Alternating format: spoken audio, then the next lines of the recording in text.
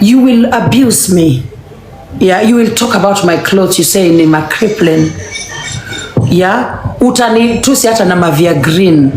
Yeah, utanitusi na maneno zote. Umeona leo tumekubali hata nini usudo zake, ana comment na hizo masudo zake, anatusi. We are not muting. Toppers, comment mpaka kesho. Kuna mtu atakumute. So, you cannot look at me and think down. Okay? Think low of me because I am somebody mwenye is not reactive. Yeah? Ati mimi si react. Nikuja hata mimi nikutusi. Let that not fool you. Women of a certain age, you're 47 years old, Nyako. I am only 49. I mean, I'm only 2 years older than you. Okay? So wezi niangalia useme mimi ni mzee. I know you want people to think you're 37 because ulienda Germany, uka change date of birth yako. Inaeleweka. You know, uka change your date of birth ili tu upate pepa ya kuingia Germany tena. Naelewa hiyo. Hiyo ni hustle. You are hustling for your own children. There's nothing wrong with that. You know. But uongo zingine, yeah, I remember what I was saying before I went to the bedroom. Uongo zingine ukiwa unasema zinafanya watu wanakuangalia kivingine. You know? Like juzi tulikuwa tuna co-host na wewe ukasema mimi am 37 years old. Can I show you my documents? Guys, mnakumbuka hiyo? Ni yeye Sharifa, ni yeye. Anatumia sudo, amecomment hapa na sudo 2. Aya, so akasema mimi am 37 years old. I can even show you my documents. Jesus. Sa hizo we mwenyewe umetuambia venye uli struggle kushika mimba. Umeenda ukashika mimba sijui uko age 26. Waelewa? Ndio ukashika mimba. Hiyo ni story umetuambia hapa TikTok.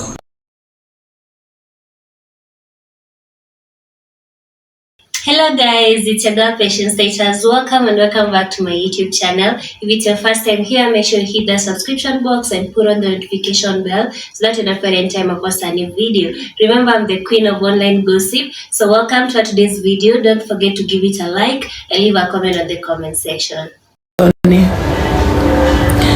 Frau, the way tulikuwa tunakesha hapa Only Prime, Beatrice Muthoni, hawa ndio watu walitoa mihela kina Only Prime, kina Frau. Unaona, is it really worth it? These people we do everything for. Wanga na shanga sana, you know, wanga na shanga sana. Only Prime, you remember the last mchango we had, ile yenye TikTokers wali fight mpaka nikaenda tukaiweka kwa platform ya Farmer Girl, the last mchango. But on that platform ya Farmer Girl, the entire team ilikuwa team Lady J, yote from the first person to the last, to comment section. Au watu wenye sikuizi unawaona wako kule magazeti. Those people are amazing. Those people are incredible. The things they did. Tulikaa hadi 3 a.m. That was the last mchango ya 1.5 million. You know? So yes, we went to Farmer Girl's platform because TikTokers walikuwa wana threaten kwangu hawatakam. Lakini hata hapo kwa Farmer Girl hakuna mtu alikam, TikTokers hawakukam. It was still team Lady J from the first person to the last. To the person copy pasting the number in the comment section. The person thanking those giving money. Ilikuwa tu watu wetu. Ilikuwa tu watu wetu. Au kina Malkia, unaona hapa. Uko kwa guest ni Only Prime, ni M, ni 360, ni Lillian the cooking nurse. The only different person there is Farmer Girl. That is the only person who is not team Lady J. Otherwise it was us. Iyo burden ya Beatrice Muthoni, my team carried it fully. The entire 6 point something million ilikuwa on team Lady J. Ilikuwa watu wa team yangu, watu wangu. Alumsi, yes, thank you Nakunguita.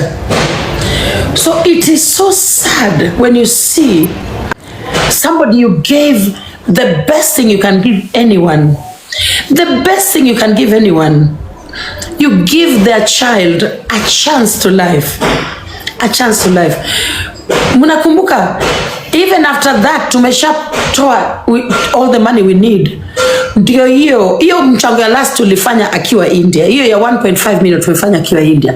But even before she goes to India, ndio hiyo umeweka Mama Baraka. Mnakumbuka Mama Baraka? Yeye pia alikuwa na mtoto mwenye alikuwa na shida ya liver.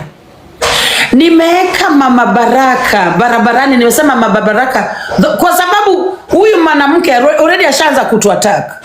Waelewa? Tumesha raise your door. We have around almost 3 million tuko nayo kwa account. So we are ready to go very quickly to India. This child is dying. This kid is dying. So literally a day after hiyo mchango ameanza kutuattack kwa platform yake. Ameanza. Mulisema kuna emergency. Kwa hiyo why is she not in India? Yani she was so into destroying the entire thing that she was saying anything. Bora tu ionekane ni kama we are not doing the right thing. Miss KK, welcome. Yeah? So ndio huyo ameshaanza kutuattack kule. The British Muthoni should be in India like yesterday. Na mind you India ametufight. Mimi nimepigana na yeye mpaka sauti yangu imeenda. Sauti yangu ilienda fighting that woman. Ali insist hiyo kitu ni scam. Muthoni ameleta mtoto mwenye anakufa ili aibie watu TikTok. Na sisi tumeona huyu mtoto, tumeinsist huyu mtoto inafaa ende India tibiwe. Tumeinsist, tunamsaidia by force by fire. And then Farmer Girl amegundua kuna mtu. The minute Farmer Girl realized that I was able to help this woman, this young girl, Farmer Girl alinikwamilia tu hivi hakuwa ananiacha. Alisema huyu Lady Jendi atanisaidia. Tutafanya hii kazi na Lady Jendi mpaka huyu mtoto aende India. So we looked for the documents. Saizo we were now, she's now attacking us on a platform. We are now looking for the documentations. Tulichukua Mama Baraka tukamweka barabarani. Mama Baraka, you've gone through this process. You are going to get us those documents in a record time. Nikawachukua nikaweka kwa WhatsApp. Mimi Mama Baraka mimi Mama Baraka, Beatrice Muthoni, Nelly Noel na nani? Na Farmer Girl, WhatsApp group ya watu 5. Sasa wanaenda, they're running around Nairobi looking for the documents zenye zinachukua weeks ili zitoke. We got them. I put those girls on the road. Niliwaeka mbio. Documents zilitoka within 3 days. Within a minute visa imetoka. Within a minute Nelly Noel is sending money to India. She's making the payments to the hospital, direct to the hospital. Kidogo Nelly Noel saying goodbye to them at the airport. Mtoto amefika India. Madaktari waliangalia mtoto ndani wakasema they don't know how that baby was still alive. They did not understand how that baby was still alive. Hey, Jesus. Aya, wacha sasa wanaenda under the knife. Si wametibiwa few days and then they're going under the knife. Which is anapeana liver inarudishwa kwa mtoto. Wacha sasa tuende prayer and fasting. Now ilikuwa sasa prayer and fasting. Guys, tuliomba because tulijua ya kwamba huyo mtoto akiaga tu hivi itakuwa aibu kwetu. Tutachekelewa. Yule mama na kona yake, hapo kwa kona yake alikuwa anaenda kutuchekelea live. In fact, I believe she was waiting huyo mtoto akufe. Alikuwa anangoja. Namjua very well. Alikuwa anangoja mtoto akufe. So ilibidi tuende sasa maombi. Hatukuwa tunakula, tulikuwa tunaomba daily, tunaomba mtoto survive. So for me to see, we raised over 6 million for Beatrice Muthoni. And Beatrice Muthoni, I want you to know that even though Farmer Girl was the biggest contributor, Farmer Girl still was not the one running the mchango. It was still me. Farmer Girl, nilisema kabla network iende that there's one time nilisema wacha niachane nayo because TikTokers walikuwa wameniattack sana na history. Farmer Girl alilia live on TikTok. Alilia machozi live on TikTok. Alikuwa anashangaa how am I gonna do it without Lady J, because my entire viewers ilikuwa team Lady J. Viewers wake wote, contributors wa pesa wote walikuwa team Lady J wote. So there's no way she could have done it without me. Aya. So to see you Beatrice Muthoni sitting there with co-hosting with Nyako ananitusi, unamsaidia, unacheka meno zote nje. It is very painful. It is very painful. It is so painful. So painful. Inaniuma sana. Kwa sababu hakuna mtu nimempatia gift kubwa kushinda hapa TikTok. Hakuna mtu nimemsaidia kukushinda hapa TikTok. Very painful. Very, very painful. Gigidola, mimi sikuiona hiyo live. Ziko tu kwa recordings. Imagine ziko recordings. Imagine ziko recordings. Ziko tu hapo, imagine. Mgani, kwa blogs mgani. Ebu acha nitafute. Mtu anaweza itafuta hizo nini recordings. But Lady J, there is a day I made a video. I swear to God, this is the story you are giving out. Me, I was there. I remember the work you did. You understand, eh? Hata hiyo siku ndio Fama Galalie kwa live nini na nini nakumbuka. Na mimi nakumbuka. Unakumbuka? Yes, of course I was there. I was still on your team. Ukipambana, ukienda huku na huku, unapigwa vita, wanasema unataka kuiba pesa, lakini bado still ulingangana. Ikafika mahali ukaanza ku give up. Fama Gala akakuja akalia kwa live. Watu wakakubembeleza. Ukarudi. Huku kuwa unalala juu ulikuwa na stress sana juu ya hiyo nini. Alafu venye huyu msichana alirudi, she did not appreciate you and I made the video. Nikamwambia wewe umerudi lakini uja appreciate Lady J. Kwa nini? Watu wakaniattack. Video ali appreciate kila mtu. Mimi mwenye mention Jesus. Hey, some things are so painful, Gigidola. Unakumbuka hakukumention, then I made a video nikauliza. Make video nikauliza, hauwezi hata mention jina ya Lady J, mtu mwenye alikusaidia. But let me tell you Lady J, that girl anacheka, but what she's going through, she got a Black America. Black America alikuwa anamkula nyuma na mbele. I know her story. She's going through hell. And you know why? God is paying her. I'm telling you. Huyo ongoja nimfungulie live. Hata audio zake akisema, "Woi, ukiona nimeisha, nimekuliwa mbele na nyuma." Wewe Beatrice Modhoni, Mungu ndiye anakulipa. Acha nikwambie Lady J, watu hapa TikTok hawa appreciate. Surely. Alafu kenye nimegundua Lady J, wacha nikuwe open kwako. Lady J, wewe uko so powerful, you understand, hapa kwa hii TikTok. As much watu wanakuona labda Lady J hayuko na viewers ama nini, you used to be. Wewe jina yako na ule mama mimi sitaki kumtaja, mlikuwa wawili jina zenyu ziko juu, you understand. Na kama kuna the worst part I did in my life, knowing that woman, I swear to God, I regret knowing her. Thank you for saying that. Thank you, Gigidola. She does not appreciate. Even if you do anything good, she does not appreciate. Yendi anataka tu yendi akwe take all over. And I remember that day when ulikuwa ukimake mchango, alikuwa anakupiga vita. Watch hata hiyo, Gigi. Siku moja tukakutana, the biggest live yenye nataka ukumbuke ni ile kwa platform ya Chicha. Hiyo platform. Official Chicha. And hakuna mchango.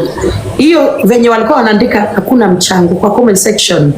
Yaani huyo mama alifight mtu asisaidike. Why would anyone in their right minds fight a sick child less than a year old? Nani anaweza fight mtoto mgonjwa? That tells you that this is not a good person. Even though we accommodate her, we forgive her, we give her second chances. Huyu sio mtu mzuri. Huyo sio mtu mwenye akona utu. Truth be told, how can you fight a sick child? Comment section, unawezaje fight mtoto mgonjwa? How, my God, how?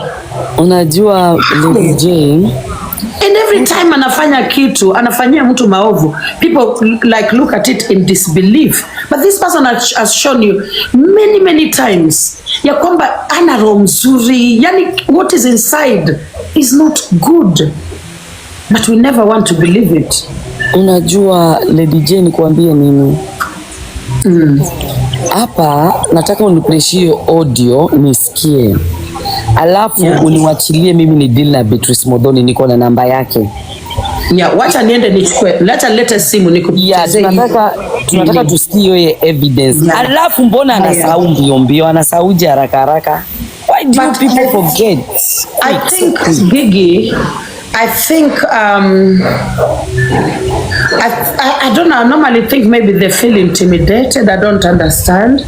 But I don't understand how even that time she came from India and she didn't remember to mention my name. Yes. Bado sielewi. I think maybe there is a way aliniangalia akanidharau. I don't know what it is. But the end of the day, you did what you did, but you can see more blessing is following you. Don't worry. Blessings zenyewe zinanifuata. Gigi, that is true. Blessings do follow me. Na ukumbuke malipo ni hapa duniani, hapa. Yeah. Utangojea, hakuna binguni, ni hapa. Tenda yote, fanya yote, but ni hapa. Usidharau mtu siku moja, juu sainda kudharau le DJ, but one day I'll need your help. Okay, which is not good. So, play your audio tusikie. Okay, wacha tuende kwa ofisi tulete ile simu nyingine. Thank you. Because huko kuna network. We'll just have to come back here, guys. Tutarudi tu. Yeah. Guys, sometimes mnafaa mpe mtu flowers. Ule DJ nyinyi mnamuona. Le DJ amefanya vitu mingi sana, amesupport watu wengi sana. You understand? Hey, sana. Yes. Hey, na kitambo Gigi, kwa platform yetu ilikuanga tu kusaidia watu. Like 2023 we helped so many people. 2023 we did so guy. Leo siendi kazi. Nataka nisikie hiyo audio, alafu nikuwe na kazi yao. Nitapata time yao. Yeah.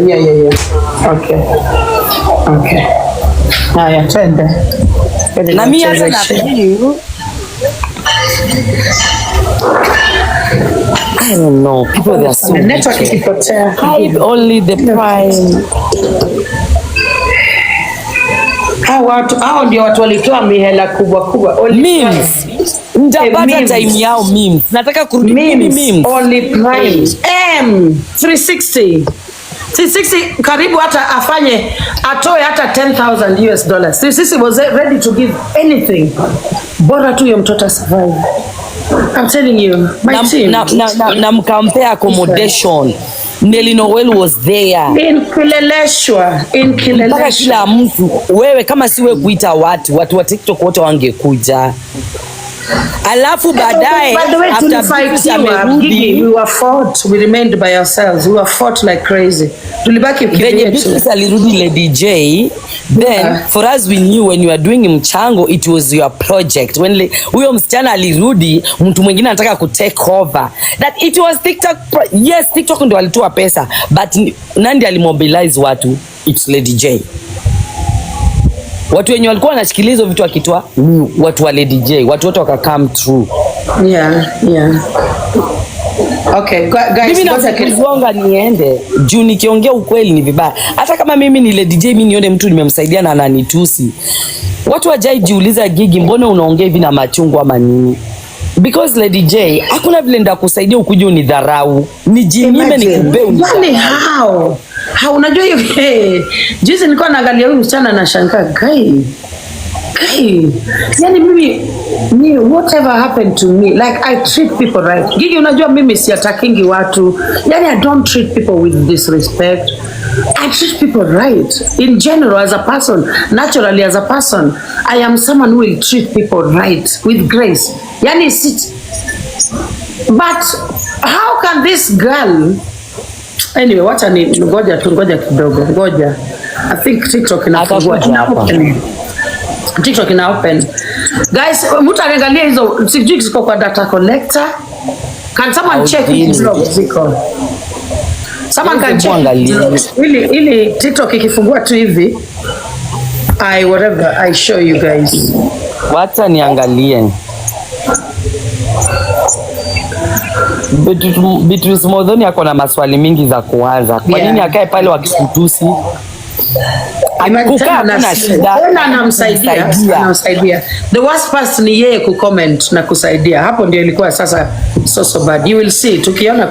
Ukiona hiyo video utashangaa. Haya ndio hii nimeshafungua. Pia mimi nataka nijue. Na unajua saa hizo mimi nakuwa attacked kwa sababu mtu mtu amemtusi kwa comment section yangu, but I know that was an excuse.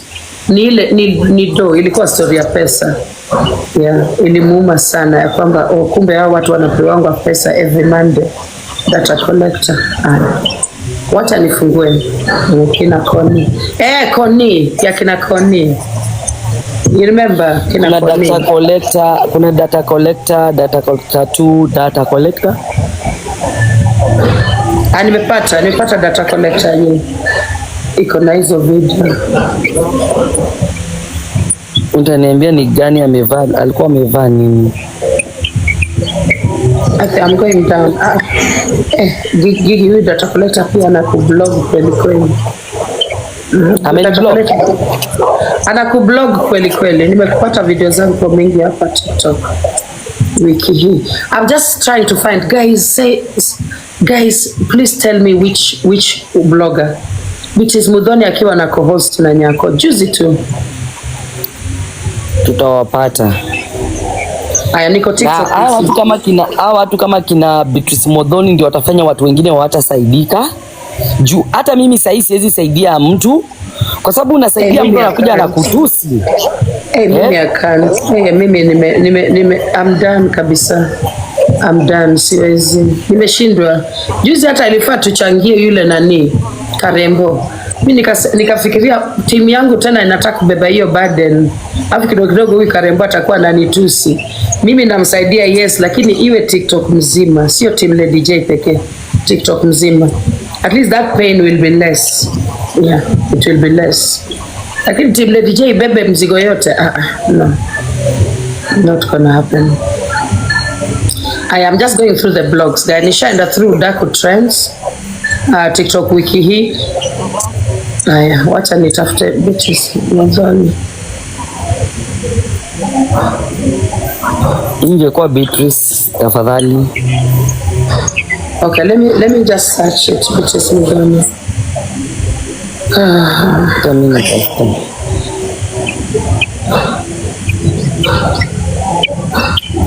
Nashindwa mtu mmoja anakutana na watu TikTok mzima. Hayuko sawa.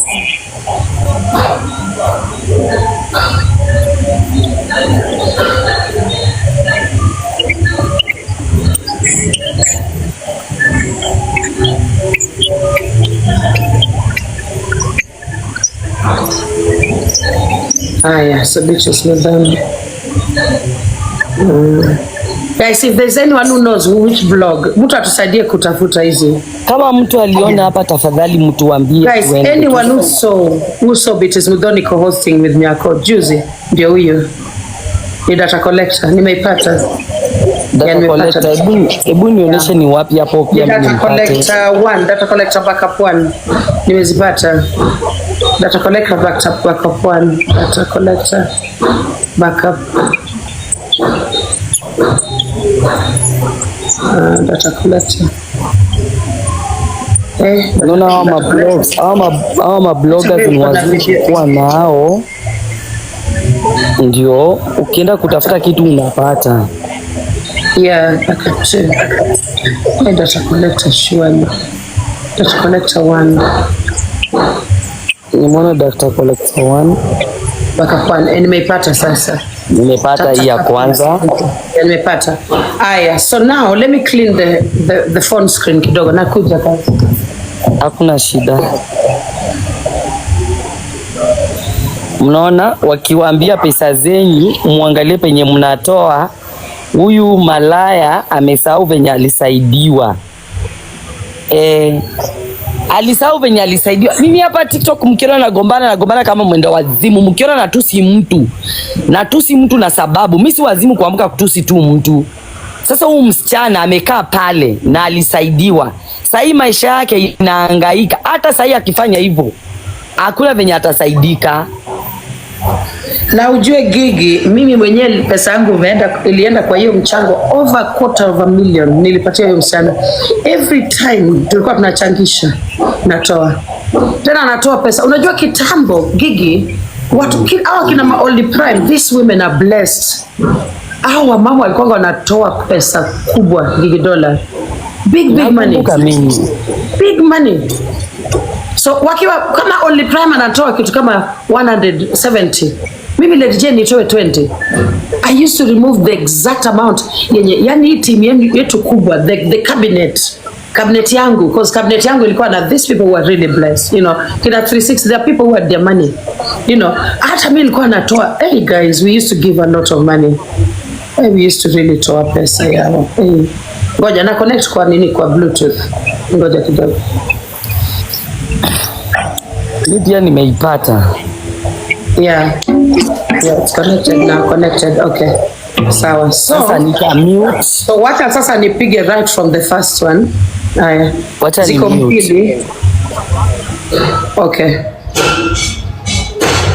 So guys, so as you can look, if you go to Dr. Collector 1, the entire unaweza ona penye story inaanza, penye nakuwa addressed kwa sababu mtu ametusiana. Alafu you can see the same clothing which is Mdhoni amejoin live, ame-co-host na huyu mama. That is just part 4, hiyo ni part 5. Yeah? She's none of my business. She on with her life. I will not talk about her. She's none of my business. She's not my class. Period. I was just doing her a favor.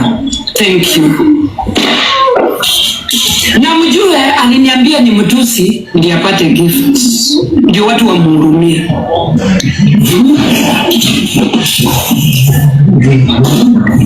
I have blocked her. She can move on with her life. Nakusema on with her life. I will not talk about Nakuru, imagine, so they stabbed my face and then they didn't manage to take my phone. Unasoltiwa wapi? Max, nikitoka gym on Monday, I was stabbed on my face by kutoka Ukuro wewe. Hapana, sikutoka Ukuro, ilikuwa sabotage. Ilikuwa sabotage asubuhi. No. Si asubuhi, sorry, sabotage jioni.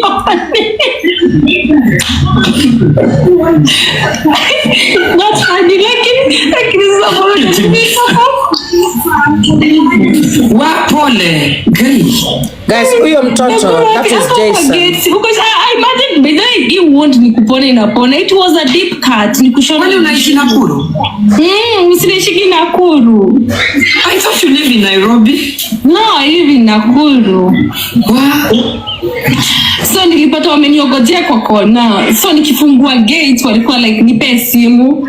So at first I was like simu gani? I have a feeling it's a different blog. Simu madam. This is not it, but let's just listen. So nikitaka kupotea wakanipiga teke nikaanguka chini. So they started beating me up. So when I screamed akatoa kisu. So akina kudisturb on my neck ikakuja on my face. It was 7 heading 8. Ilikuwa 8 something up 8 or something. Na kwani wale tunaishi ko unsafe hivi? Hakujai kuwa na hii such kind of cases. So I gave him to amekuwa kijua routine yangu. Masami utoka hapa na nina what hii ishe alafu tunatafuta the right video. So venye nili scream ndo akanistab kwa uso akanidunga na kisu my face. Then neighbors wakatoka. Then away. Wakapotea, wakavuruta ka backpack. Nilikuwa na kale ka bag ka kiuno. Kale ka kufunga hapa hivi. So walikuwa nafikiria hapo ndo nimeweka simu, wakaivuruta kaenda nayo. But ilikuwa tu na earpods. Hiyo ni Nyako ka earpods. Wakaenda hivyo na gloves. Then nikaenda hosi wakanishona. I don't know that it is here. Wacha tu sikizeni tu ishe, then I look for the right video. Well, uniona wolves. You know that is something that could have ended up very ugly. Yeah, it's venye kulikuwa sasa ipo siku sana, so when I scream neighbors wakasikia wakatoka. Ingekuwa ni usiku saa 5 ingekuwa it's another story. Venye ilikuwa sasa mapema, so watu wako wamelala. Ni sasa. Guys, nitapeni please. Uko wengi na mtapwa. That's what happened. But niko poa saizi. Kuna mtu ameandika they lost a colleague just like that in Nakuru. Yeah, so this is not the video. Ngoja ni kidogo. Natafuta vitu gani kwena? Yeah, ndio hii. I think it's this one. Yeah, Beatrice Mudhoni akiwa anacheka saa zile Nyako ananicharaza. Uko nayo Paul? Mpaka na contribute. I think there's a blogger who got the exact clip. Huyo amepata tu. Aliulizwa unafikiria aje Lady Jacqueline na hii? Sijui kama mimi niliblogger. Kuna mtu aliblog. Because huyu data collector ameweka tu zingine sio the right ones. Hiyo ilini shock guys. Iko hapo kwa blogs. One of the bloggers ako nayo. Imagine tena na participate kwa mimi kutusiwa. Imagine hata sikuamini. There's a blogger who has them.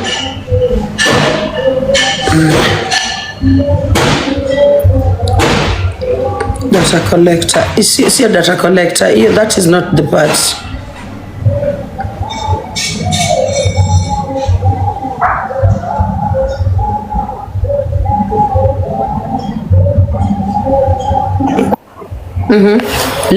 Ebu nione kama ni kama niko na ebu let me acha nyeke selte papa nione kama ni hii niko nayo. Ebu angalia tafadhali kama ni hiyo please. Na itafuta kuna blogger alipata that exact part. Yeah. Ulikuwa kwa hiyo yeah, na nilirecord. Pau jamani. Pau, is it even right surely? Ebu acha tuone. Tusianalyze na hearsay kidogo. Yeah. Acha niweke.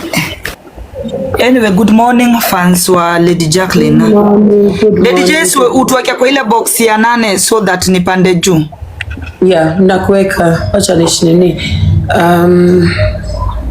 Ngoja kidogo guys, ngoja ni kidogo.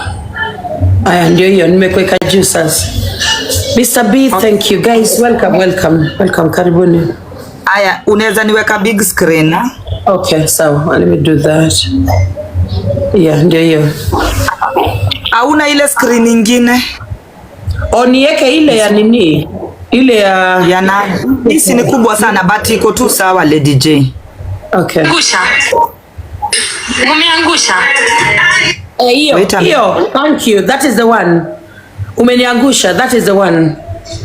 And before hiyo kuangushwa tena alikuwa anacheka. Yeah, that is the one. And she was playing with sijaongea. Hapa ndio alipandia. Akaanza kunichokonoa. Nipigiange makofi saa zingine. Uko mpaka na hizi. Jesus. Kuna problem na hii creator iko ako karibu kuingia. Hapa ndio ataingililia. Nika tena. Then I was okay. Ndio huyo. Angusha. Ati? Umeangusha. Niliangusha live nikaambia watu wangu waende huko. Watu wangu pia wajaenda huko. Aliwatuma wakuje walie kwa live yangu. Wakakataa. Wajaenda. Nisukume mbele ama? Hapo. Nasunge wakomesha. Haya, unaona? Guys, stop for 1 minute. Imagine Nyako ametuma watu wakuje waniangushia account. Beatrice Mudhoni. Jesus. Can you guys believe it? Kimsanaki. Jesus. Watu wa Nyako unajua walikataa kuja kuniangushia account. They didn't come. Yeah. They refused to come. Is that what happened, nani? Pau? Tuendelee. Mimi nilikuwa live na shtuka tu watu wameingia na malove emoji. Kumbe wametuma wakuja waangushe account au wamekuja na love emoji. Sasa mwanamke akaandika akafungua live tena ndio huyu akaco-host Beatrice Mudhoni. Endelea. Okay.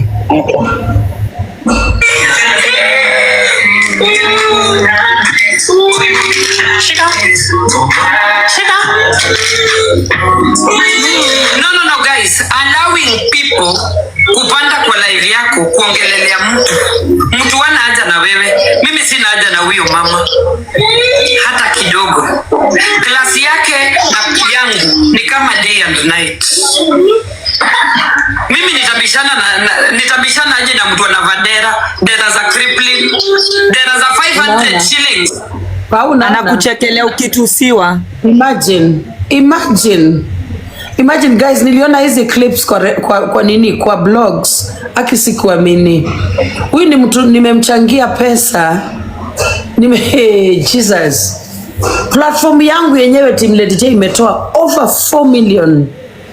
Alipata 6 point something million. The only amount of money ilitoka kwingine. Na unjua hata hiyo penye ilichangiwa kwa Nyako kulitoka 1.3 million. Na hata hiyo kwa guest ilikuwa Team Lady J. Kina 36 ndio tena walienda kuchangisha do kwa Nyako. Waelewa? Na MC Chris alichangisha 600k, 500 and something k. The rest out of the 6 point something million ni mimi na timu yangu tulichangisha. Anacheka, ninatusiwa na madera. Ninatushiwa. Bitches Mudhoni is laughing. That the worst part, guys. Yeah. Wacha kwanza power play share. Aya, play, endelea. Tunatoa opinion zetu ya. Oh, kwa hivyo ngojeni kidogo hapo kwa kucheka. Barabara.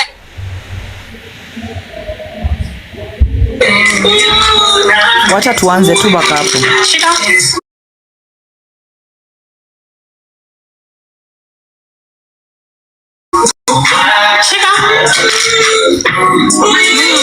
No guys, allowing people kupanda kwa live yako kuongelelea mtu wana haja na wewe. Mimi sina haja na huyo mama hata kidogo. Klasi yake na yangu ni kama day and night.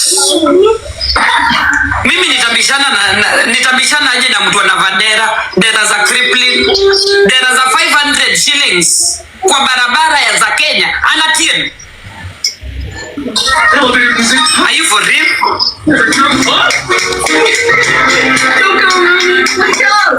Mimi naweza onea uwivu mtu anavaa dera ile jua ikichomoka inanuka anatia. Hey, please give me a break. I didn't do anything wrong. Listen, and I said, huh? Kenyans, it is high time. I don't know. This is Mudhoni. Hebu nikuulize, mbona mimi ndio huwa ninapajipatanga in the wrong side of Kenyan TikTok? Na hii chuki yote? I don't know. Sijui nitakujibu aje but because you're the content wewe mwenyewe. Maybe bila wao hawana content.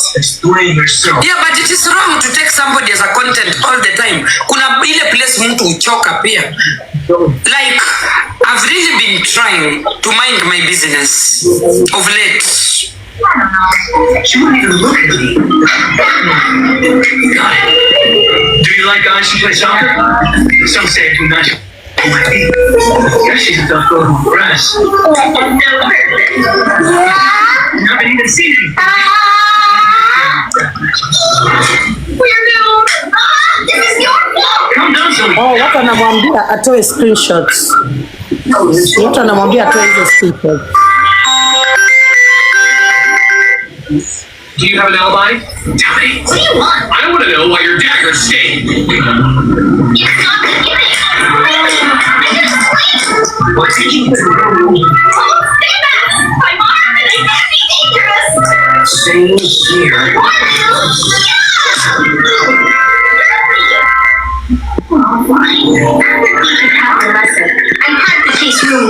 Queen, umerudi. Siku umeenda.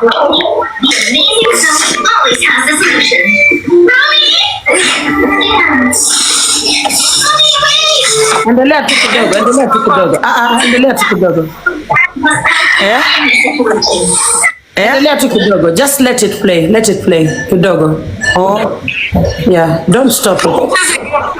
Beatrice. Acha tucheze game.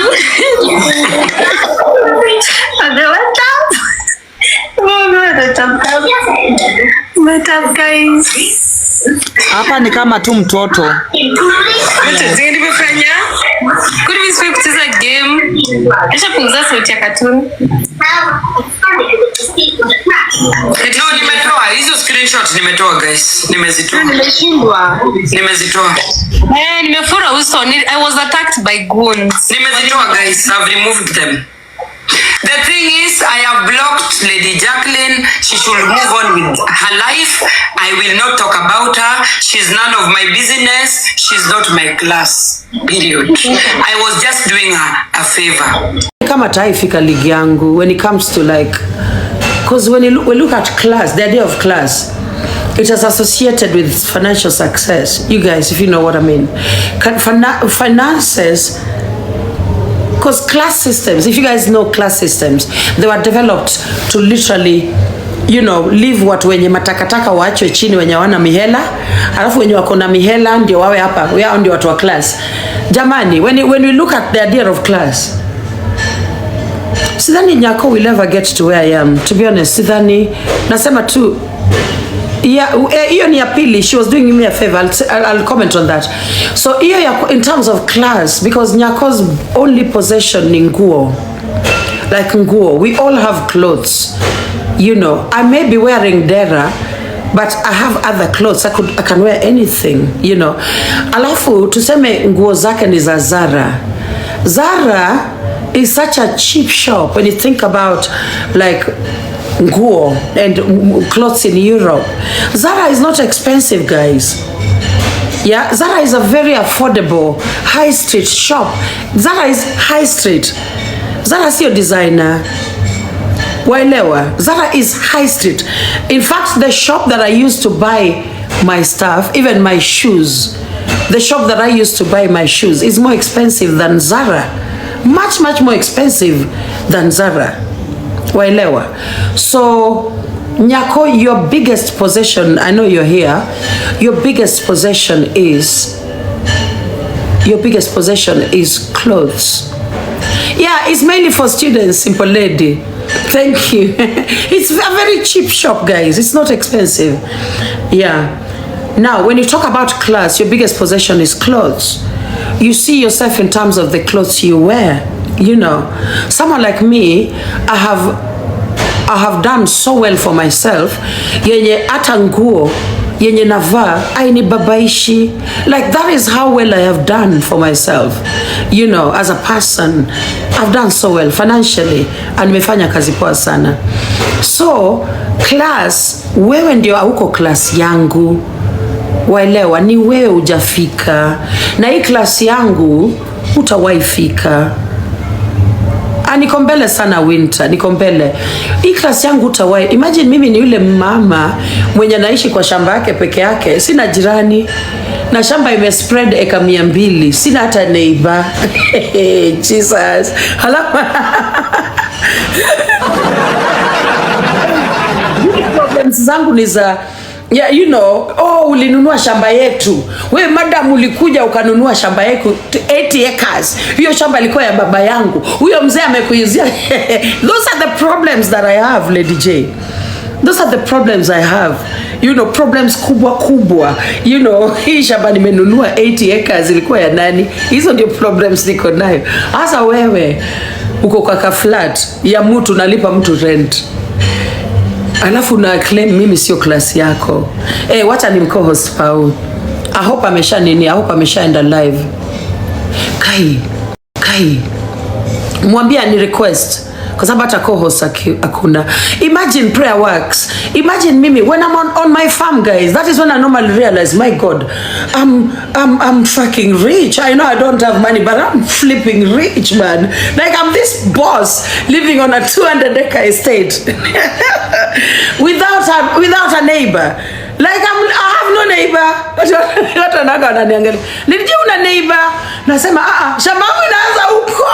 shambangu inaanza huko. Sasa siwezi kuwa na neighbor. Ndio ile village. Village ndio hii.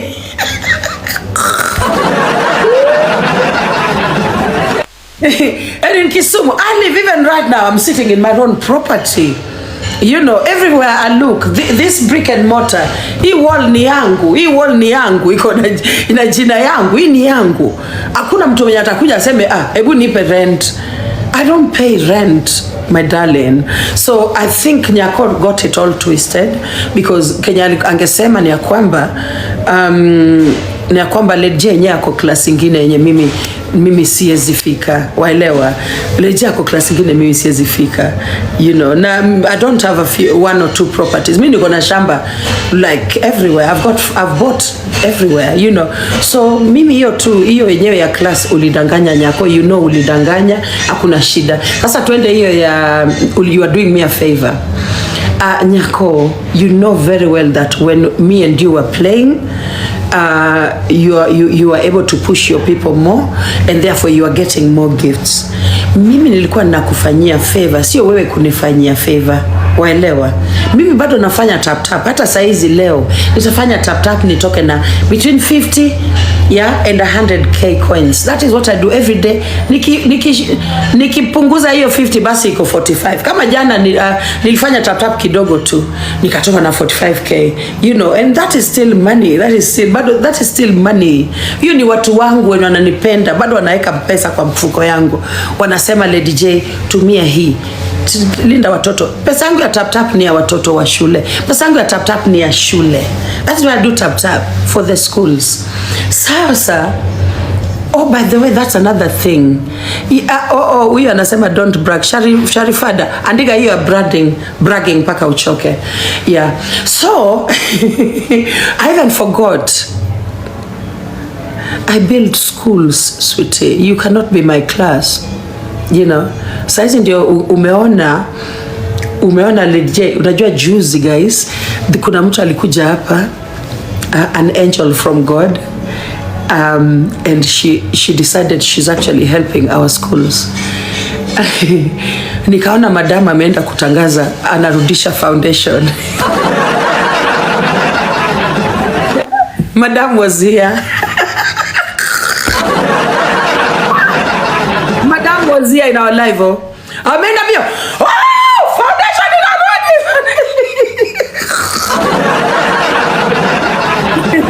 I got an Arabian princess. Yeah, amechukua jukumu anaenda kusaidia shule zetu. My God, Jesus. But anyway guys, so hapo pa kufanyia mtu favor, this is how I was doing Nyako a favor. I need you guys to understand. Mimi Lady J, I am so determined. Mimi ni mtu mwenye sitaruka from one thing to the next. Oh, nimeruka nimeacha ile halfway, nimeruka kule. I don't do that. Mimi I focus. So I wanted Nyako to focus kwa tap tap. Guys, kama wewe ni team Nyako, mjue saizi anytime anaweza achana na hizo stories za tap tap. Anytime. Ataleta excuses mingi, atasa sijui nini, maana ameachana na kazi. She's someone who does not focus. Focusing. So that is the favor I was doing. I was helping her focus herself, commit, apate mihela zake, afanye vitu zake. Waelewa? Instead of kukwenda kwa waganga, sijui nirudishia na yeko, mwikali, mganga wa nini, mganga wa vipingo, rudisha na yeko, rudisha merupriti, rudisha nini. Instead of doing that, mimi nilimu-advise that when I was analyzing her journey to Mombasa, because I analyze Nyako, guys, you know that whether we are talking or we are not, I always analyze Nyako. I do. Yeah? So nilimwambia instead of kuenda kwa mganga vipingo, wewe fanya tap tap. Fungua live, fanya tap tap. Toka na zako kidogo, weka target yako 100k. Nilimwambia hata weka target 100k coins per day. People will give you that money. Yeah, people will give you those coins. People who support you, Yugi, welcome. Thank you so much. People who support you, they will support you. Watakusaidia, utapata hiyo 100k, utaenda zako. Because most people who are serious with tap tap, average yao ni around that, between 50 and 100. If you're doing tap tap well, watu wengi tu wanakusupport, and then you get that kind of coins. So, I was doing Nyako a favor. It was me, Lady J, doing Nyako a favor, trying to get Nyako to focus. Nyako ananga focus, you know, ananga focus. So it was not you doing me a favor, I was doing you a favor. Kieleweke tafadhali. In fact, I did you such a favor yenye nimekuintroduce mpaka na Mwajuma. Umeona how Lady J is good. Lady J even introduced you to Mwajuma. Sasa unaezanga cheza na Mwajuma once in a while, ukiwa unataka kupush watu wako more, unapigia Mwajuma, unacheza na yeye. That is favor. Yenye mtu anakufanyia roho safi. Waelewa? Because I'm a good person. Mimi, I like when women are winning. That is the person that I am. Walewa. So I did that for you, and now you have a career ya tap tap. Hata kukufundisha tap tap, how it is done, mimi ndio nimekufundisha hizi ma challenges, kufanya nini, kukucharaza. Niliaga kukucharaza ukashtuka ukasema huyu mama ananicharaza, and that is how you learned kumbe tap tap siku hizi ni kucharazana. Yani, and that is the way we do tap tap, because mimi nilikuwa hii side ya tap tap. Yeah, mimi I was already in the tap tap community. Yeah, I knew all the big wings for tap tap. I knew all the people, the movers and shakers kwa hii side ya tap tap. Yeah, so akasema ya kwamba, so it was me. I just wanted to make sure that you understand it was me, Lady J, doing you Nyako a favor. Aya, number 3 amesema ya kwamba nilimwambia nituse. Sasa swali ni, juzi nimeona nani akikucharaza vibaya sana. Anaitwa nani? My girl Mwajuma. Alikuwa na kukanyaga kama Burukesh. Alikuwa na kukanyaga. Ulimwambia kutusi? Uliambia Mwajuma kutusi ili watu wako wakuhurumia wakutumie gift? Kwa sababu hiyo ndio kitu umesema ya kwamba mimi nilikuambia, mimi Lady J, na hii akili yangu, mimi nilikuanga yule mse. Mimi si kwenda Luor Girls. Yawa. Mimi sio wa Luor Girls. Mimi I was called to a national schools, Limuru Girls. Ndio peje niliitwa, nilipata 504 marks KCPE. I was the best girl in our zone. Out of over 100 schools, I was the best girl. Nikaitwa Limuru Girls High School. Mimi niko na akili. Mimi na akili zangu niende niambie Nyako ati ni tusi ili watu wani gift. Nyako mwenye ana siri. Nyako mtanyonga na yeye. Atakuja atakuanika TikTok. Mumenyonga. Ametoa suruari. Umetoa suruari. Mumeenda. Mmehema kwa kamera. Na yeye bado atakuja atakuanika. Na saa hizo kinembe yake iko ukule nje na anakuja kukuanika. Yeye ndiye nani akimkimbia TikTok anakuanika. Hey Jesus. I'm too smart for that bullshit. So that was Haron. Alikuwa na imagine akiambia watu ya kwamba ule jali niambia ni mtusi ili apate gifts. Watu sasa wataniona kama fraud. No, I'm not a fraud. What I told you was very clear. Zile ma challenges zenye wewe uleta ziongeze, people like them. I even have the message here. Naweza waekea hapa juu muone. Naweza waekea hapa juu muone.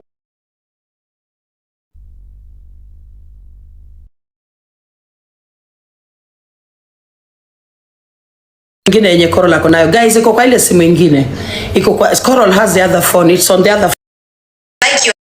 Comment section. Kwa hizi mabloggers wenye walikuwa wana blog hiyo game match yangu na Nyako. Yeah. Match yangu na Nyako. It was out of 700. Yes, it was out of 700. Yes, thank you Naomi. Thank you.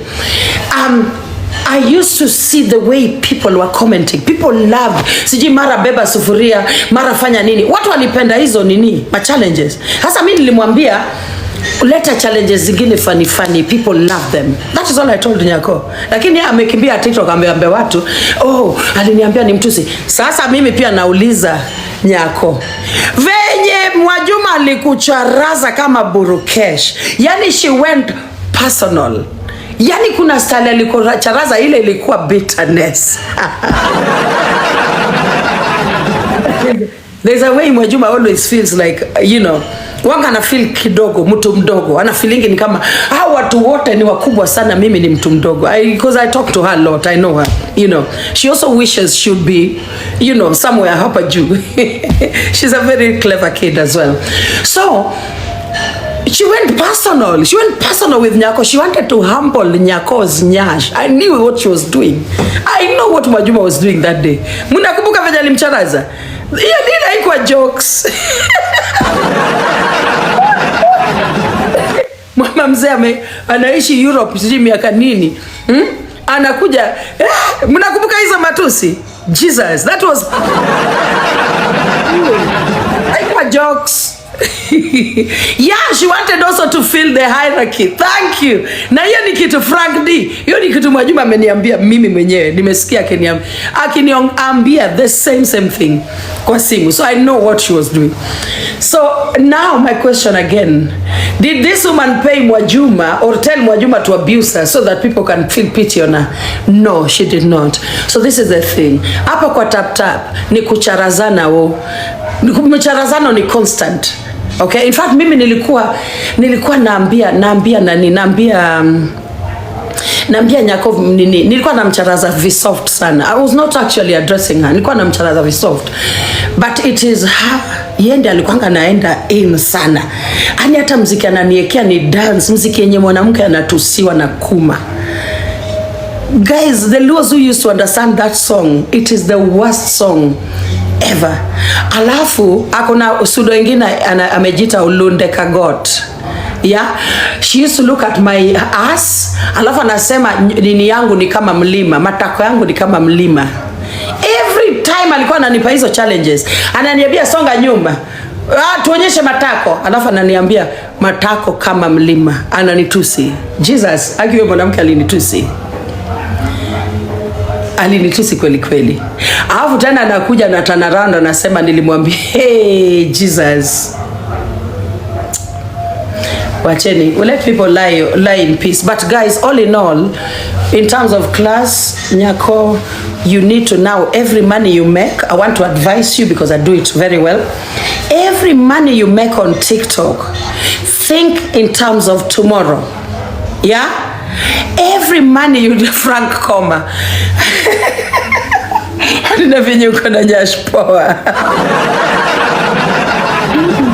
Tomorrow.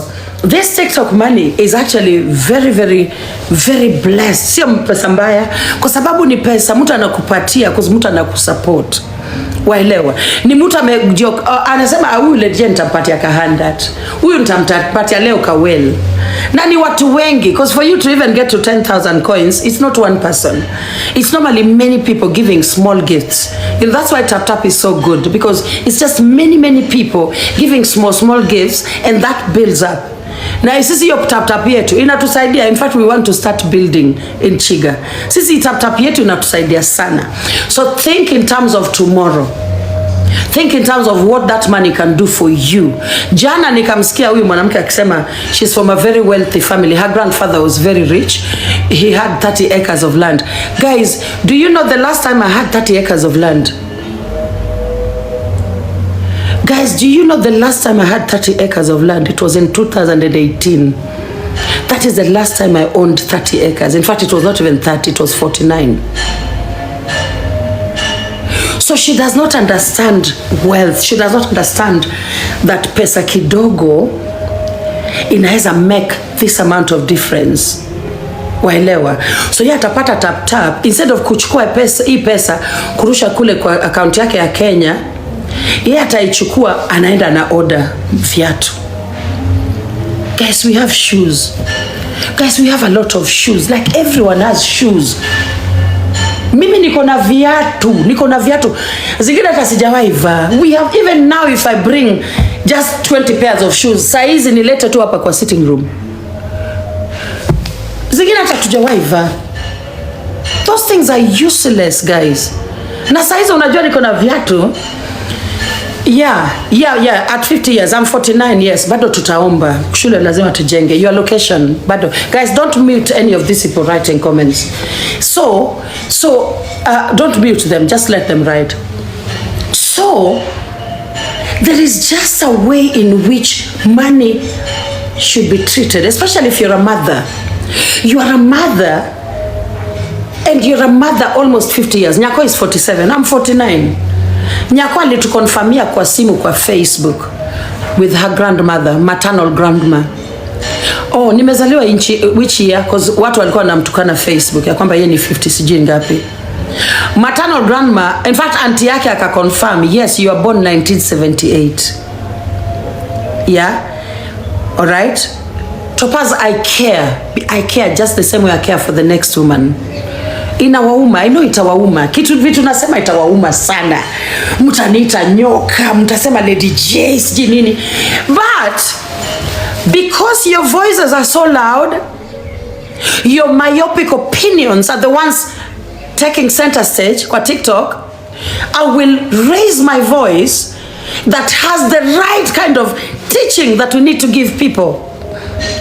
Sitanyamaza kwa sababu nyinyi mnajua kucharazana, mnajua kutusiana. Sitanyamaza ati niko pale kwa kona nimenyamaza. Okay? I will not. I will talk and somebody will learn from it. Yeah? I will give my opinion to Paz. Just the same way she had an opinion over my crippling.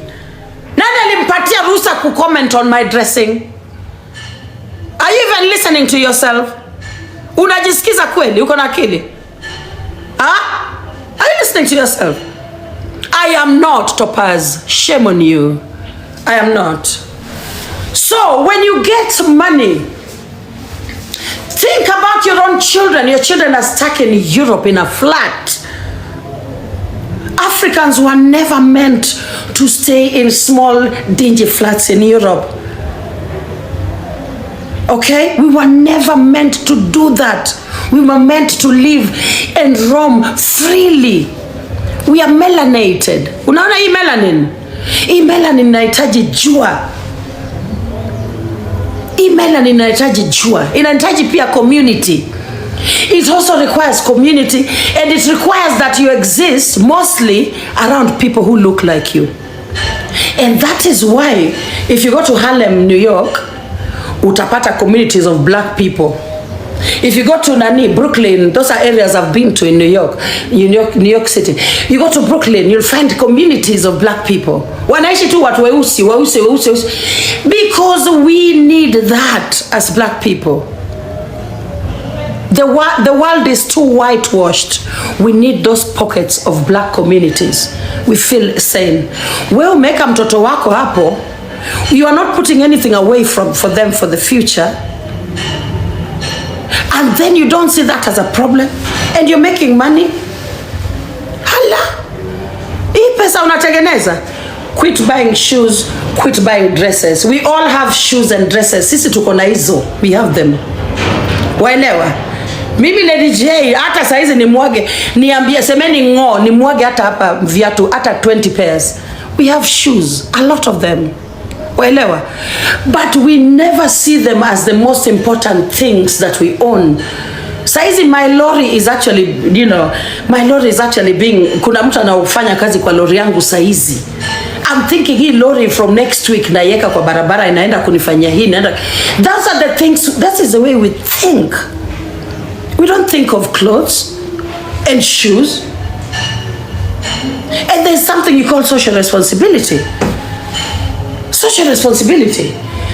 Like I have to at least take 2 minutes of my day teaching you how you can be a better mother.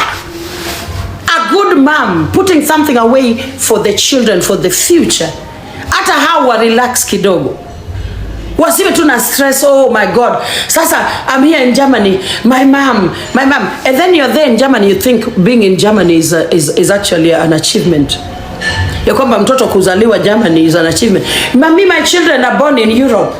I don't need anything from Kenya. I don't need anything. I don't need to put anything. The European government will look after them. Do you know what these European governments do to our black children?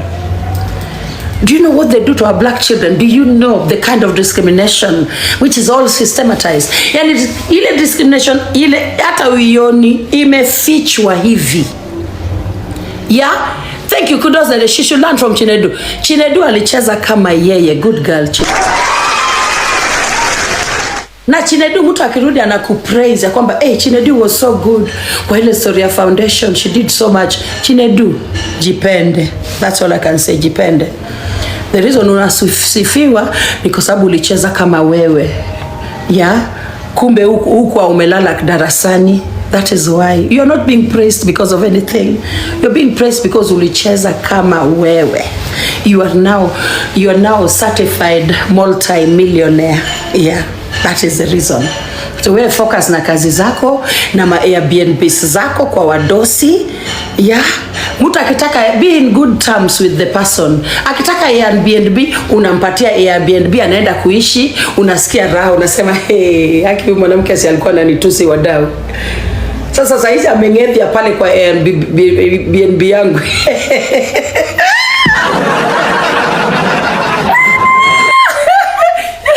Unasema sigodo. Be smart. Be smart. Be in good terms with people, even the worst people. If you can be. Yeah? Alafu hata au wakae chini waone venye Mungu amekubless. Sawa. They need to come to in close proximity with God's blessings upon your life. Oh. Yes. Yeah. Because Chinedu alipata tu bwana mzuri. Huyo bwana pia alicharazwa kama brukenge. Alitusiwa kutosea.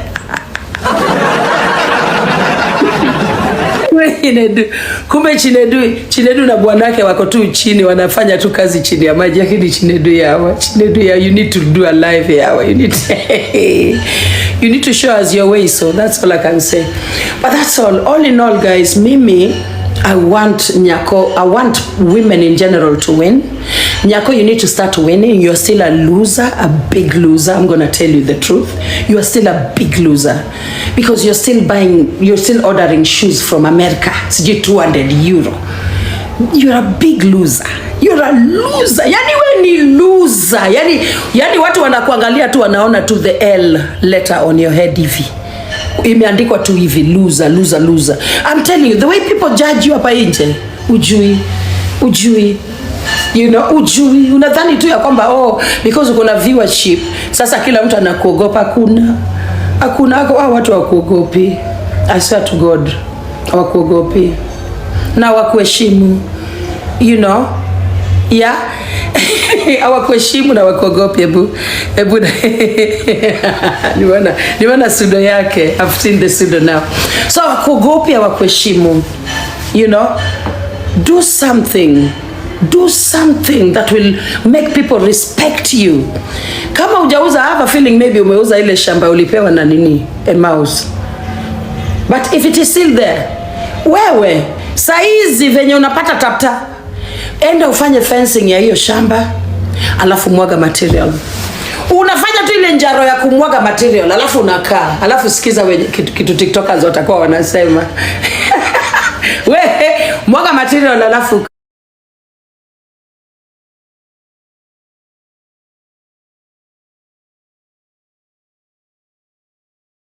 chini, angalia TikTokers wanasema nini.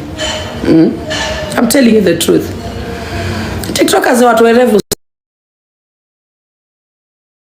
Ya kama umeona tap haifanyi poa sana, na angalia njaro nyingine.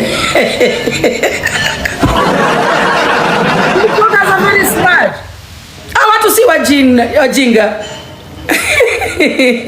Si wajinga. They're very smart. So I'm advising you as Lady J, you know, because hapa kwa investment you'll ask all my peers, uliza kina memes, uliza kina, you know, all my peers, all these women who elevate, who kind of vibrate at my level, kina Meru Pretty, you know, all these women who vibrate at the level of Lady J, they will tell you when it comes to investment, Lady J is the person to talk to. Talk to Lady J, she will show you the way. Atakuonyesha barabara ya kufuata. Yeah, they will all tell you. Yes. So please think in terms of, if you get 50k coins, at that 50k coins, you know that 20,000 inaenda kwa ile account. Yeah? Because 50k coins is around maybe 31,000. Sindio? It's around 31k. So unajua 20k inaenda pale, alafu 11k ndio natumia. Waelewa? 20k inaenda pale, 11k ndio natumia. That is how you do with money. Every single money you earn, hata kama ni 5k coins, you know that a certain percentage, 2/3 of it inaenda into savings. Bell, that is what is going on. You know that this is going into my savings account. Yeah, mimi saizi naeka pesa away for my building work yenye nataka kuanza kule Chiga. I want to start building a few classrooms huko Chiga. So every time napata do inaenda kwa accounts. Utaona do zinaenda sijui kwa accounts ngapi. Unaona? Nikipata 20,000, I know that 15 inaenda kule. I can even show you a screenshot of how I send money, because that money is needed for a project. And unajua hiyo shule inasaidia community, yes, but it's still real estate. Waelewa, bado ni real estate yenye iko na jina yangu. So I know that in terms of self-worth, I'm also building my self-worth. You know, I am helping the community, but also building my property portfolio. And that's how you think as a woman of a certain age. And then wacha uongo za kijinga, like silly lies. They make people see you as someone who is not serious. People see you as someone who is not serious about life. Guys, wacha nilete handkerchief. At least magugu asini address juu ya handkerchief. Afadhali wani address juu ya ukweli yenye nasema, lakini sio handkerchief. Wacha nilete handkerchief, guys. Okay. Nimepata. Let them address me about the truth that I'm saying. The truth, but not handkerchief, guys. I want to be addressed on things that matter, not stupidity. Thank you very much. Elejeni Shiko and my peers, all my peers will tell you the same. Talk to any peer of mine, any of these girlfriends that niko now, they will tell you, Lady J yenyewe ako ligingine. Yeah. Mimi I understand money. Mimi, I understand money and I respect money. I respect money. Mimi naheshimu pesa sana. Sana. Mimi hizi vitu za kijinga watu wanafanya hapa TikTok. Anyway, wacha ni focus. So Kenya nasema ni hii. Guys, I've forgotten what I was talking about. Nikumbusheni. Nimesahau. Before I went to the bedroom, I've forgotten what I was talking about. Invest, yes. So be somebody who gets money. It doesn't matter how much you get. Be somebody who can put part of that money away. You know, love yourself so much that at any one time you know that you are at least you got hata milioni moja ama mbili umeiweka tu pahali in a rest. Hata kama si milioni moja, a few hundreds of thousands iko tu pale. Wewe ni mtu anafanya tap tap wangabati nasibu. Siku moja unaweza amka na ufanye tap ushangae mtu ametoka siji from Los Angeles, alikuwa ameboeka TikTok, ameangusha. Waelewa, ameangusha. So when that happens, now the amount you put away becomes more. You know, siku yenye tap iko chini, kama for me jana I only managed 45,000 coins. Hiyo ni siku tap iko chini. So hiyo 45k coins naangalia, okay, it's around 31,000. Yeah, nilituma tu kwa account yangu straight away. I think ilitoka 31,000 or something, you know, around 31k roughly. So hii 31k 20,000 najua inaenda kule, alafu 11,000 najua kuna vitu zingine zinafanywa huko shule Chiga. Ndhiwa jana walikuwa wanafanya kazi zingine huko Ndhiwa, so nimeshatumia head teacher, anafanya nao hizi, unaelewa. So I know what money is doing. Mungu akini bless mtu ani gift, I know what that money is going to do. It's going to do this, not this thing where unapata do na hiyo pesa hata ujui inaenda kufanya nini. So meaning the minute you get it, unaenda kuirusha anywhere without thinking. Be organized as a woman. Be organized. Tap is hard. Guys, one thing people don't say, tap is very, very hard. Mimi wanga nasimama hapa kwa jua ili nipata hata 10,000 coins. Nimekanyagwa na wile Muethiopia amenitukana hapo kwa jua. Jua imenikula mkunye. Jua imenikula kunikula.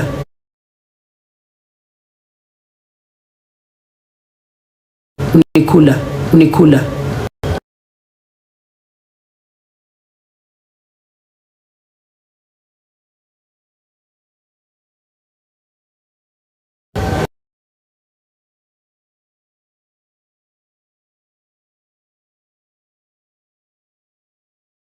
from Lady J's mouth.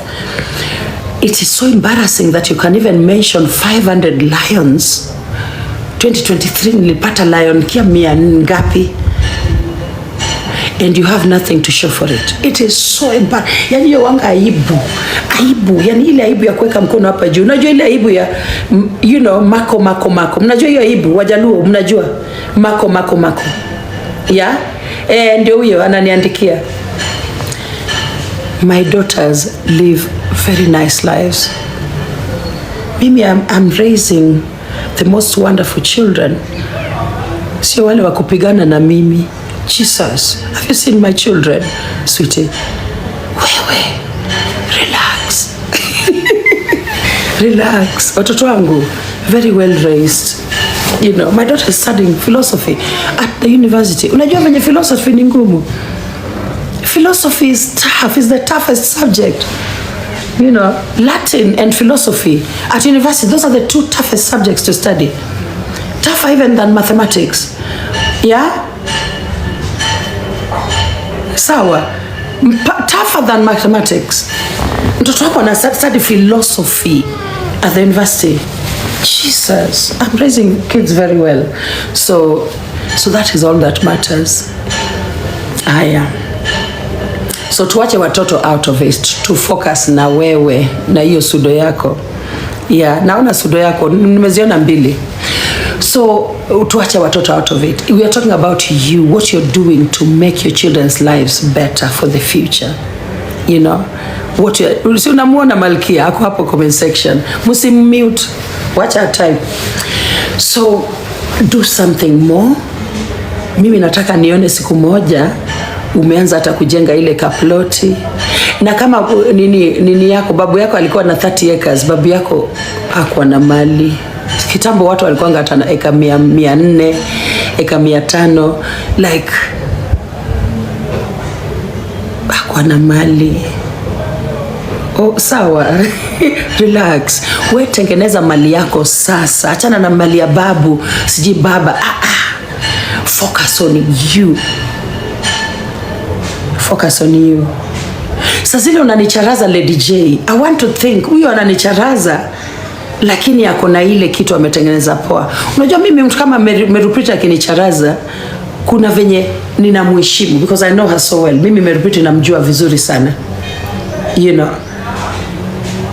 I'm just giving 2 examples. Merupita ama Mims. Kama Mims ananicharaza, there's a kind of respect that I give Mims. Literally there is.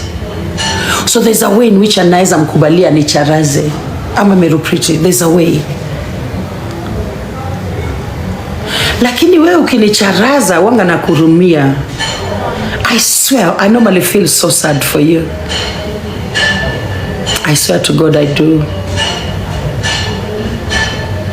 Especially ukisharaza mtu concerning nguo. Tuko na viatu za Zara wada.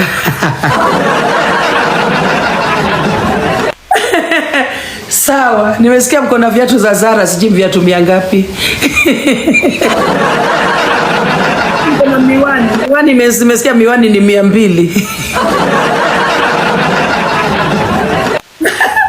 That is the kind of messaging that I'm countering because our young daughters are here. Afadhali mtoto wangu, nimeona mtu ameandika mtoto wako anahanya. Afadhali mtoto wangu aende ahanye na afanye kitu na hiyo pesa yenye anahanya kushinda kwenda kwa Zara amenunua viatu. Hey, Jesus, nijikute.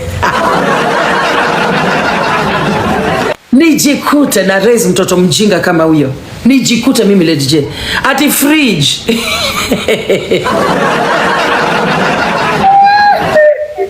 Nijikute Lady J. Mimi I'm raising very smart kids.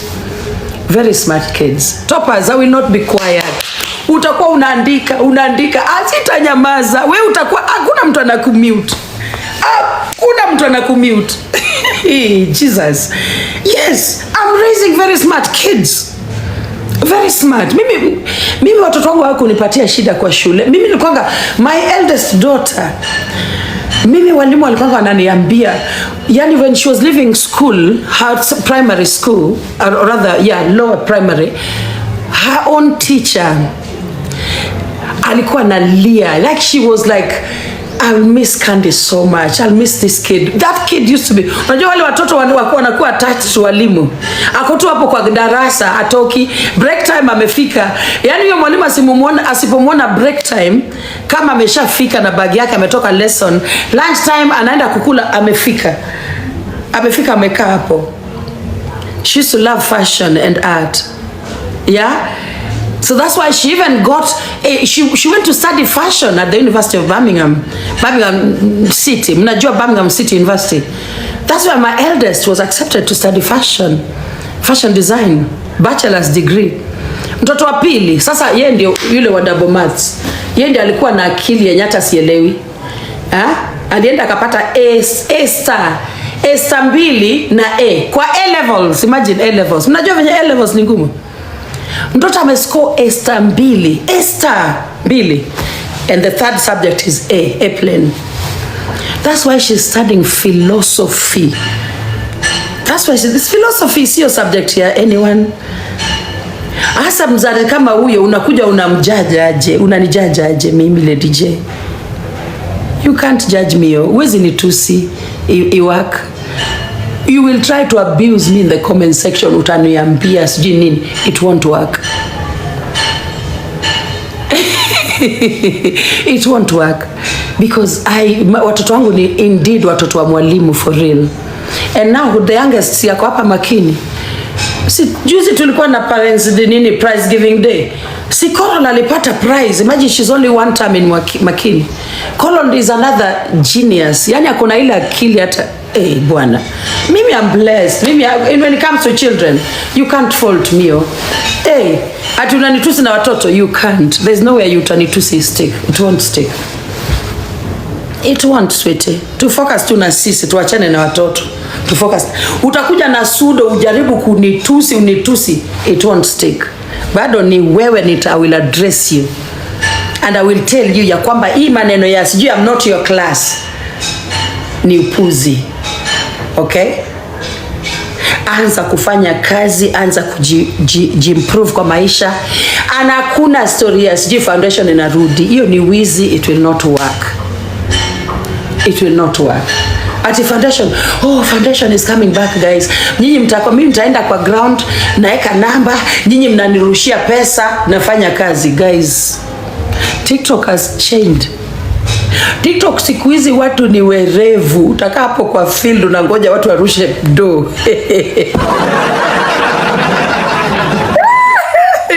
TikTok imelainika. TikTok saizi ni jasho yako ndio utakula, sio jasho wengine. Tap. Because ukianza kuongea hivi I know what is happening next. I know exactly what your next move is. Unaenda kuachana na story ya tap. I know. You are so predictable. Hata kabla uache kazi juzi, already nilishajua about a week, maybe 2 weeks before, ya kwamba hii kazi inaenda. Na kidogo kazi imeenda. Sasa ni tap inataka kwenda, my dear. Tap ni jaksho yako, focus na tap. Acha story mingi. Ukipata 20k coins hiyo ndio yako, ukitaka 15k hiyo ndio yako.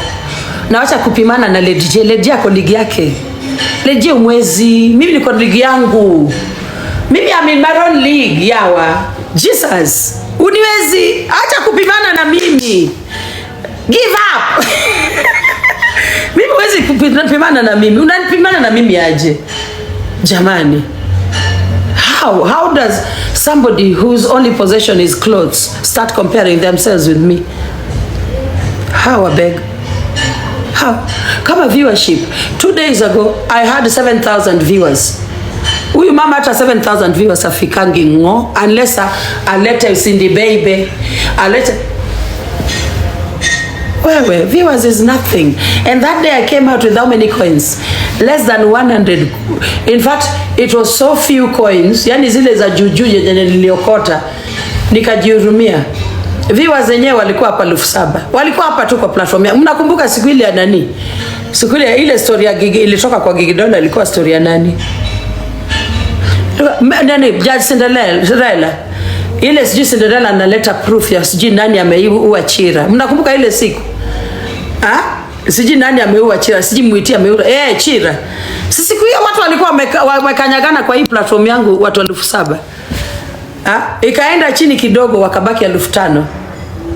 Walikuwa hapa kwa platform yangu. Viewership is nothing. It is nonsense. It's stupidity. It is stupidity. I'm someone who's had viewerships of 15K constant on a daily basis, 15,000. Alafu inaenda 20,000, inarudi back.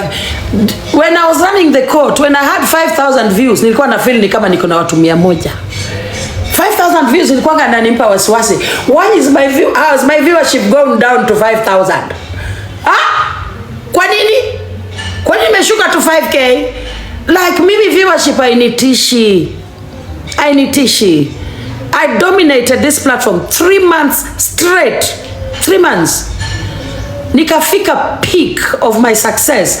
I trended on every TV platform, every radio station, mpaka za Wakisi, Inoro TV, Inoro Radio, Kiss FM,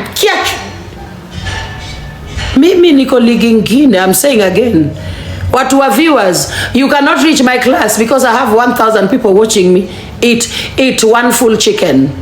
Amwezi nifikia mimi Lady J. Niko ligi ingine, my dear. Thank you.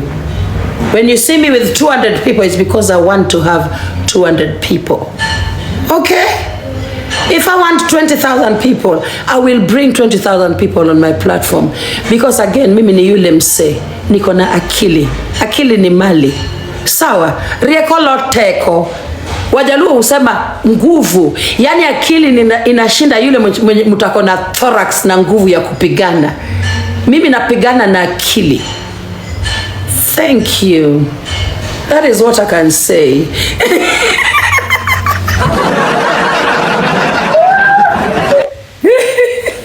Yes. Yeah. So we need to teach women to focus on what matters. Yeah?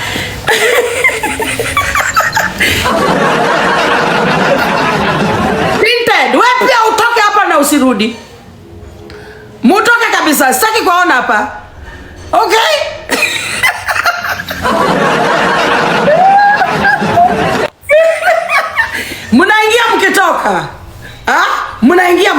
Mnaingia mkitoka. Sawa. Lakini what happened to our job though? That is where Nyako is. Oh, hi Mariam, hi. Mariam, can we talk today? I'm free today. I don't know if you're free. If we can talk on the phone. Yeah? Warudi. Asaki targetiwe. Saki kina tinted wacharazwe. Kwa sababu nawatoa hapa mbio. Kina Chinedu. Kwa sababu hao ndio watacharazwa. Ndio watacharazwa. Yeah, itakuwa legend ameongea, lakini it is them because mimi niko na sauti. Waelewa? Mimi I have a voice. Let me talk in English so Mariam can hear. Yeah. Personally, I have a voice, you know. I can address issues. I can address, hey Mariam, hello there. TV gani ulikuwa watangazwa? Oh Amanda, mimi nilikuwa all TV stations. Mimi nilitrend mpaka kwa makanisa. JCM, ule bishop wa JCM anaitwa nani guys? JCM ananijua, huyo bishop ananijua. Sijui kama Mariam can hear me. Let me try bringing her up. You know, don't do that. Usiniangalie uone Lady J ni mnyonge, unidharau. Waelewa? Uniangalie unidharau. Yeah? Ukidhani ya kwamba kunidharau itani affect. Waelewa? Like you will abuse me. Yeah, you will talk about my clothes, you say ni crippling. Yeah, utanitusi hata na mavia green.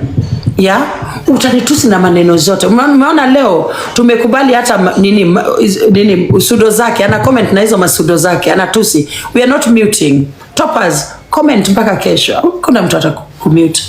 So, you cannot look at me and think down. Okay? Think low of me because I am somebody mwenye is not reactive. Yeah? Ati mimi si react. Nikuja hata mimi nikutusi. Let that not fool you. Women of a certain age, You're 47 years old, Nyako. I am only 49. I mean, I'm only 2 years older than you. Okay? So wezi niangalia useme mimi ni mzee. I know you want people to think you're 37 because ulienda Germany, uka change date of birth yako. Inaeleweka. You know, uka change your date of birth ili tu upate pepa ya kuingia Germany tena. Naelewa hiyo. Hiyo ni hustle. You are hustling for your own children. There's nothing wrong with that. You know, but uongo zingine, yeah, I remember what I was saying before I went to the bedroom.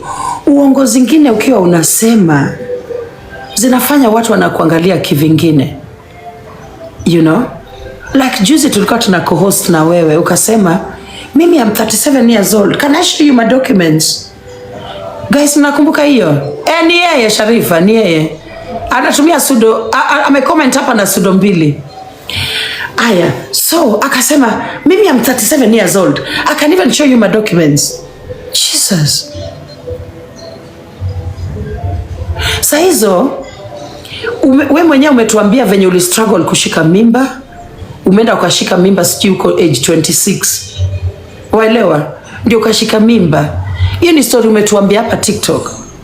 Yeah, that you had a problem with infertility. Ukashika mimba at the age of 26. Nafikiri alikuwa anajaribu kushika mimba na wazungu. Ukazaa mtoto wako. Mtoto wako saizi ni 20 years old. Yeah, she's 47. So she contradicts herself so much that now, oh my God, kuna uongo zingine mbaya. Uongo zingine mbaya sana. Waelewa? That they make people like ile respect ndogo. I know Nyako doesn't care because Nyako ako so obsessed with ego. Yani ego yake iko juu. Yani haoni ya kwamba kudanganya watu hivyo live ya kwamba wewe ni 37 na wewe ni mama mzee almost 50. Jesus, mimi nisijikute na danganya watu ya kwamba mimi I'm very proud of my age. Mani, I'm nearly 50. Mimi nimebaki na months, miezi na nafika 50. Just see my skin. Hebu angalieni skin yangu at almost 50. Look at my skin, guys. Look at my skin. Abdul Bihem. Oh my God, wacha ni accept you guys. مكانه إنا نراك من المحسنين. بارك الله فيكم. قال معاذ الله أن نأخذ إلا من وجدنا متاعنا عنده. Sichezi match saizi. Okay? I shall request match. I'm not playing a match now. Nitarudi match baadaye. Naenda church. Sawa. Nilikuwa nataka tu nifanye content this morning. So yeah, so ndio hiyo. So don't lie about your age. Don't do it. Lie about other things but not your age. Mama T, sitaki kucheza match saizi. Nitacheza match. After church I'll be doing matches mpaka usiku. Sawa? Nitacheza. Tinted. Sawa, tinted, naenda church. Tinted, nataka niache story. Aya, naenda church basi. Kapish? Jesus. So that's it. So guys, mimi all in all, I want women to win. Mimi sikwangi na rombaya. Mimi sikwangi na wivu. Na kenye kilitukosanisha na Nyako ilikuwa wivu. And that is the same thing kilitukosanisha the first time tulikosana. Nilimwambia maneno ya Creators Fund. Because that time nilimake peace kati yake na Choku. I got 10,000 followers. Yani watu wananifollow haraka. Because Choku that time was a very big name. So because of Choku, I got 10,000 followers, like in a single day. Okay? And then I applied for the Creators Fund immediately and I was accepted. So mimi nikamwambia Nyako innocently, nilikuwa so innocent. The following day alinicharaza. Vibaya. Juzi pia nilimwambia maneno ya Creators Fund. Akaniuliza, hizi video zinaweza nitengenezea do? Nikamwambia, yeah. Unaingia Creators Fund. Kwani hauko Creators Fund? Nikamwambia mimi niko kwa Creators Fund. Hata saizi niko Kenya lakini I'm still in the Creators Fund. I am. Bado video zangu. Hata saizi kwa account yangu, acha nionyeshe pesa ya Creators Fund. Let me show you. Pesa ya Creators Fund. Let me see if I can find even one picture. I think I've got a screenshot somewhere. The Pesa Creators Fund iko tu hapo. You know? Apart from pesa ya ile kawaida ya kila siku, kuna ile ya Creators Fund. Hebu. Okay, siwezi pata. Sina hiyo nini? Sina hiyo screenshot.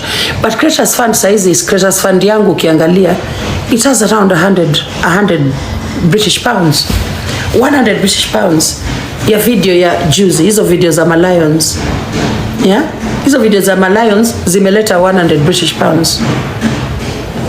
So I told about the Creators Fund. Alafu nikamwambia tena ya kwamba every Monday as creators TikTok inatupatia kakitu. Wanga pesa yenye TikTok imetoa kwa nini coins zetu wanatupatia every Monday. Nikamwambia hivyo ikamuma. Guys, that is the reason nilikuwa attacked na mtu wa comment section. Nyako alikuwa anatafuta jinsi zote za kuniataka kupata. Akaamua atumie comment section. Akasema, mtu amenitukana comment section. Tunapata na kunguita tunapata. Let me see. Give me 1 minute. Let me see if I can go on the 1 minute. Let me find it. Settings. Ngoja kidogo. I can even find it now. Ma, give me the phone. Give me the phone. Thank you, ICS. Phone, quickly. It's dead. Oh, you are not charging it. But I can show you literally. I can show you the money for Creators Fund and the money for Tap Tap. They are two different amounts. Waelewa. But I'll show you in the next live. Nitawaonyesha. Yeah. But so hata sisi Kenya tunaipata. So long as your account is not is kind of from a foreign country, you'll still get it. Yeah, bado utaipata. Thank you Kazungu, thank you. Okay guys, so thank you so much. Yeah, thank you guys so much for being here. Tupunguze wivu. Let's wish others well when they are winning. Don't be someone whom you want to bring people down. People who are around you, unataka kuwarudisha chini. You don't want them to fly. Mimi watu wenye wako around me, I want them to fly. I want them to win. Kina Malkia, I want these women, young girls, young ladies to win the way that I'm winning. Shares, nice to see you dear. Shares, nice to see you. Sikurudi live jana, but I'll be live today doing Tap Tap. Thank you so much for your support yesterday. Yani ulini spoil jana sana. Mungu akubless sana. ICAs, thank you for the love. Thank you so much. ICAs ananiharibu na mapenzi. Thank you so much. Be blessed. Be blessed. Aya guys, wacheni niende. Naenda church ni saa 4. And then I'll be back. I'll be back around maybe saa 7. I'll come back live around 1 o'clock. Okay? Yeah, and then hapo tutafanya. Mungu awabariki sana. Yeah, naenda church. Frida naenda church saizi. Hata nimeshaji dress ya church. I'm wearing this big frock. Ni nguo tu ndefu. Ni kama dera lakini si dera. Ni ndefu na ni poa na church. Nitawaombea guys. Mimi, I'm so grateful for so much guys. Mimi, I'm grateful. God ameni bless guys. God ameni bless. Let me just go thank God for his love and his care for me. Like I've got testimonies a lot. Let me go thank God. You know, thank you Shares. Thank you my darling. Thank you. Aya, tuonane guys baadaye. Tuonane baadaye. Sawa. I'm going to look for our Mariam. Naenda kutafuta Mariam wetu huko nyuma tent. Terilin usijali. Naenda kumtafuta tu nyuma tent. Sitamleta hapa. 2025. Thank you. Thank you 2025. Thank you so much. So guys, see you all later. Our gifters, God bless you. We'll come back Tap Tap in the afternoon. Yeah, for the morning, let us go pray. Thank you so much. And I'm glad I've done content. Nimefanya content. Wenye walikuwa wanataka content. Nimefanya content. Nimeanalyze. Bye bye guys. Bye bye. See you all later. 429 people. Bye bye. Bye bye. Ona, ndio huyo. Anaumwa. Your local trash can. Anaumwa. Unaona venye anaumwa.